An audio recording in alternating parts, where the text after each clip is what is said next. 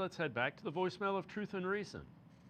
Hey, Dave, Frank from Cleveland. I would be interested in the Browns job just because if you're a true NFL coach, you could put your stamp on this program, and it's not that far away from competing.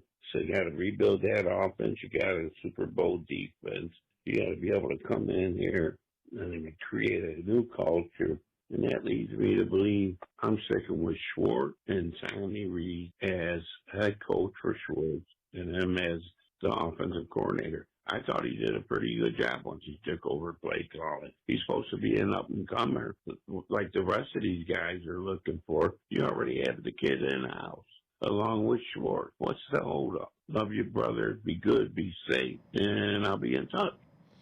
As always, appreciate all the voicemails. Let's welcome in Jared Mueller from Dogs by Nature. Jared, again, Tommy Rees is a young offensive mind that's well respected. I get the thought if you don't have a quarterback, you need a lot. And they don't have really a way of getting said elite quarterback that is slapping people in the face. So I get why people wouldn't want this. I don't think there's no way this is the worst of the 9 openings, not even close. No, it really isn't. We ranked it. At one point, it was the second worst just because of a lot of little details inside of that. But when we think about the openings, it's always about 3 things. It's always about ownership first. Then it's about quarterback. Then it's about power or ability to get quarterback. I guess we go in that number 2 there.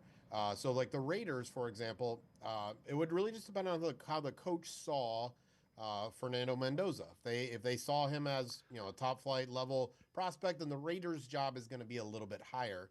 The problem for the Browns is Jimmy Haslam is never probably going to shed the label that he is a problem, right? Kevin Stefanski got 6 years, but even inside of that 6 years, Deshaun Watson deal, many believe, everybody was involved, obviously, but that Jimmy Haslam wanted it pushed over the finish line, and that's the contract and everything that goes along with it is kind of where that all kind of came from. And so, it's not the worst job, but it definitely lacks some things.